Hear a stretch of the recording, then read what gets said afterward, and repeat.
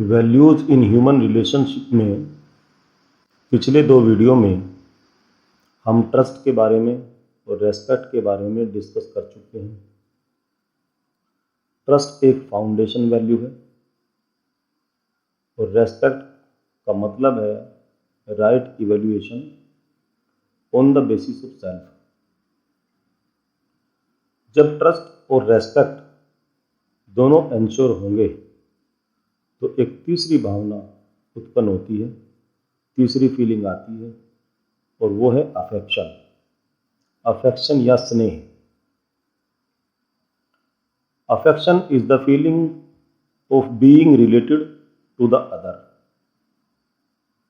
Affection comes when I recognize that we both want to make each other happy and both of us are similar. स्नेह दूसरे से संबंधित होने की भावना है। स्नेह तब होता है जब हम यह पहचान कर लेते हैं कि हम दोनों एक दूसरे को खुश रखना चाहते हैं और हम दोनों एक समान हैं। जब अफेक्शन होता है तो एक रेस्पॉन्सिबिलिटी दोनों के बीच आती है, या जिससे हमारा अफेक्शन है उसके प्रति एक रेस्पॉन्सिबिलिटी आती है। वो क्या है कि म्यूचुअल फुलफिलमेंट।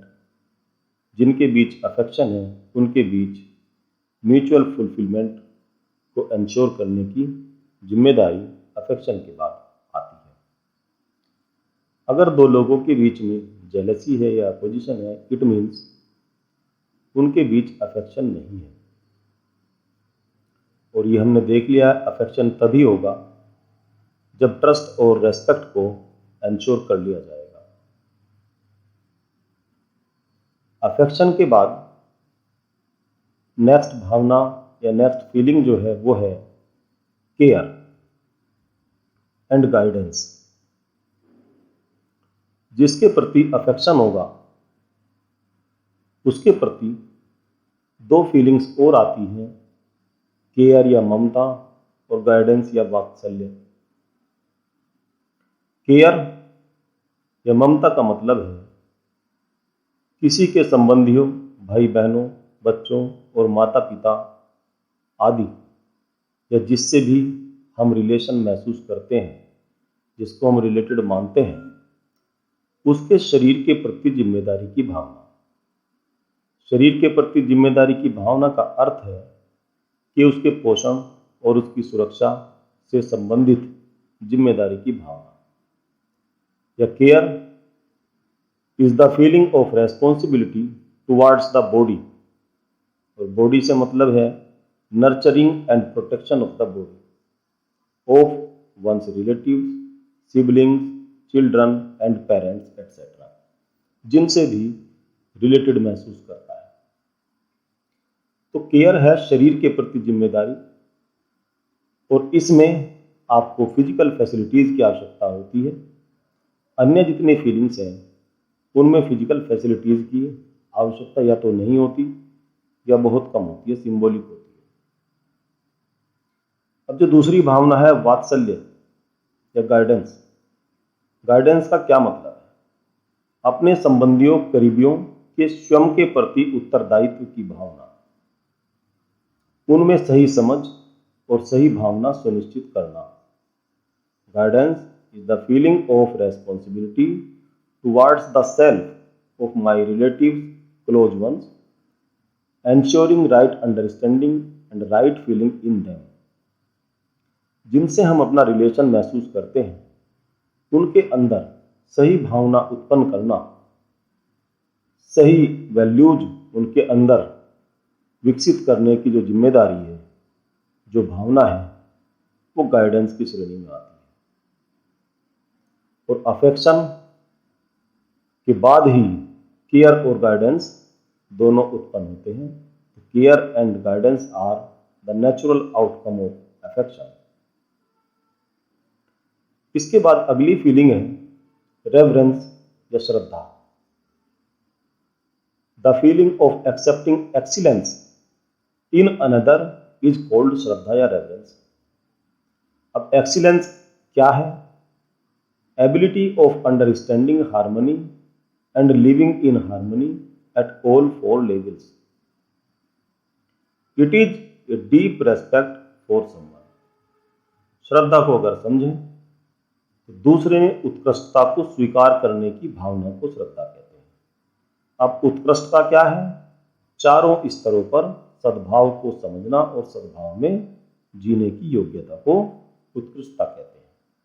यह किसी के लिए गहरा सम्मान है। अब चारों स्तर कौन से हैं? सबसे पहले एज एन इंडिविजुअल ह्यूमन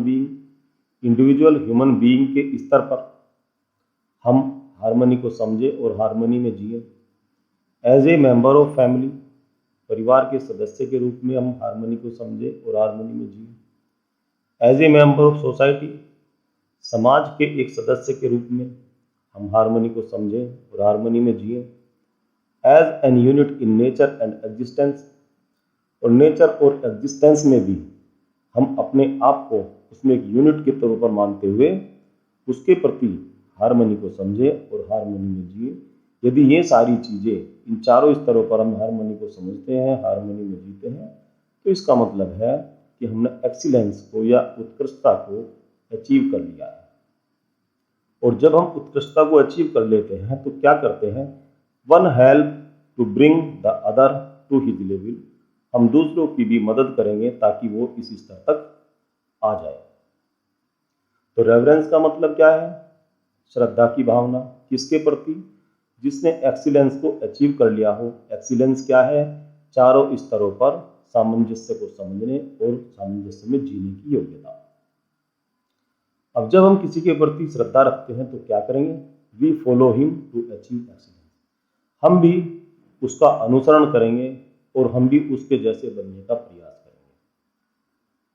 तो ये भावना हो गई रेवरेंस या श्रद्धा।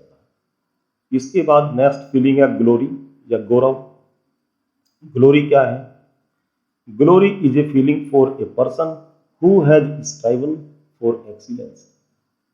गौरव उस व्यक्ति के लिए भावना है जिसने उत्कृष्टता के लिए प्रयास किया है, जिसने एक्सीलेंस को अचीव करने के लिए प्रयास किया है। और एक्सीलेंस क्या है ये हमने अभी डिस्कस किया है। इसके बाद ग्रेटिट्यूड या कृतज्ञता।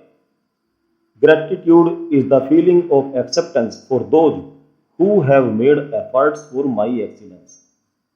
Gratitude is an emotion that occurs after people receive help.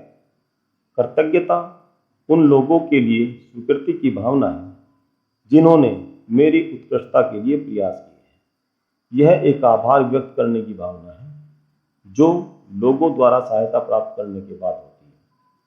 तो दूसरों ने मेरी सहायता की है तो मैं उनके प्रति कृतज्ञ हूँ। ग्रेटिट्यूड की भावना आ गई। लेकिन सहायता किस चीज़ में की? एक्सीलेंस को अचीव करने में, उत्कृष्टता को अचीव करने में, जो हमने अभी डिस्कस किया। चारों स्तरों पर हार्मनी को समझने में और हार्मनी को जीने में जो मेरी मदद की, जिसने, उसके प्रति जो ग्रेटिट्यूड है वो भावना है। अब जो चार भावनाएं हमने देखी, चार फीलिंग्स देखी। रेस्पेक्ट क्या होती है कि सभी के लिए होना चाहिए और सभी के लिए होता है, और ये है राइट इवैल्यूएशन। रेवरेंस किसके लिए है? For those who have achieved excellence, जिसने एक्सीलेंस को हासिल कर लिया है। ग्लोरी किसके लिए है? For those who have made effort for excellence, जिसने एक्सीलेंस के लिए प्रयास किए हैं, उसके प्रति जो भावना है वो ग्लोरी की भावना है। Gratitude for those who have made effort for my excellence, जिसने मेरी एक्सीलेंस के लिए मदद की है, तो उसके लिए जो भावना है वो ग्रेटिट्यूड है। तो ये भावनाएं हमने देख ली। अब लास्ट में आती है लव या प्रेम। Feeling of being related to all, सभी से संबंधित होने की भावना। अगर हम लव या प्रेम को समझना चाहते हैं तो हमें कुछ बातों को समझना पड़ेगा। Verify on the basis of natural acceptance if you want to being related to. हमें देखना है नेचुरल एक्सेप्टेंस के आधार पर कि हम रिलेटेड होना चाहते हैं। नन, क्या किसी से नहीं होना चाहते? तो अपोजिशन की भावना सबके प्रति है। वन, किसी एक से होना चाहते हैं। बाकी किसी से नहीं रहना चाहते। मैनी, कुछ लोगों के साथ रिलेटेड रहना चाहते हैं, बाकी के साथ नहीं रहना चाहते। तो जो पहली है नन, इसका मतलब ये है कि हम किसी के साथ भी रिलेटेड नहीं रहना चाहते। ये अपोजिशन की भावना है और नेचुरली एक्सेप्टेबल नहीं है। दूसरी वन या मैनी, एक के साथ या कुछ लोगों के साथ हम रिलेटेड रहना चाहते हैं। तो कुछ लोगों के साथ में हम अफेक्शन को फील करते हैं, रिलेटेड रहने को फील करते हैं, ये भी ठीक है। बट क्या हम इससे अगले स्तर को भी चाहेंगे? हाँ, इससे अगला स्तर है कि क्या हम हर व्यक्ति से, एवरीवन के साथ रिलेटेड फील करना चाहते हैं? हाँ, एवरीवन के साथ अगर रिलेटेड फील करना चाहते हैं, इट मीन्स हम किसी के साथ भी अपोजिशन को फील करना नहीं चाहते, अपोजिशन नहीं चाहते। और जब हम किसी से भी अपोजिशन नहीं चाहते तो ये है लव। लव का मतलब है to feel the feelings inherent in the relationship with each one, to be immersed in perfection. हर एक के साथ संबंध में निहित भावों को अनुभूति करना, पूर्णता में रत होना, पूर्णता की फीलिंग आ जाएगी। यानी कि जब हम सबके साथ रिलेटेड होने को फील करते हैं तो उसको हम लव कहते हैं। और लव कैसे होता है? It starts from affection and then expands to the feeling of being related to all human being. अगर हमें एक से या कुछ से रिलेटेडनेस फील हो रही है तो वो अफेक्शन है, और जब हमें सबसे रिलेटेडनेस फील होगी तो वो लव है। तो इसका मतलब क्या हुआ कि लव अफेक्शन से स्टार्ट होता है और धीरे धीरे सभी लोगों से संबंधित होने की भावना जब उत्पन्न हो जाती है तो वो लव या प्रेम है। और उसके बाद then to each and every unit in nature, यानी कि नेचर में जितने भी यूनिट है उन सबके प्रति भी हमारे मन में रिलेटेड रहने की, संबंधित होने की भावना उत्पन्न होती है, तो वो लव है। Feeling of love is expressed in the form of kindness, beneficence and compassion. The feeling is for all. तो हमने देखा कि लव क्या है? स्नेह से शुरू होता है, अफेक्शन से शुरू होता है और सभी मनुष्य से संबंधित होने की भावना तक फैलता है, और उसके बाद में प्रकृति की प्रत्येक इकाई तक फैलता है। प्रेम में भावना दया, उपकार या करुणा के रूप में व्यक्त की जाती है, और यह भावना सभी के लिए होती है, एवरी पर्सन के लिए, एवरी यूनिट ऑफ नेचर के लिए। तो हमने देखा कि जो हमारी फीलिंग्स है वो ट्रस्ट से स्टार्ट होती है, ट्रस्ट एंड रेस्पेक्ट। ट्रस्ट और रेस्पेक्ट होंगे तो फिर अफेक्शन होगा, अफेक्शन होगा तो जिसके प्रति अफेक्शन है उसके प्रति हमारी जिम्मेदारी की भावना आएंगी, care and guidance. Care and guidance के बाद में जिस व्यक्ति ने एक्सीलेंस को हासिल कर लिया है उसके प्रति जो फीलिंग होगी वो रेवरेंस।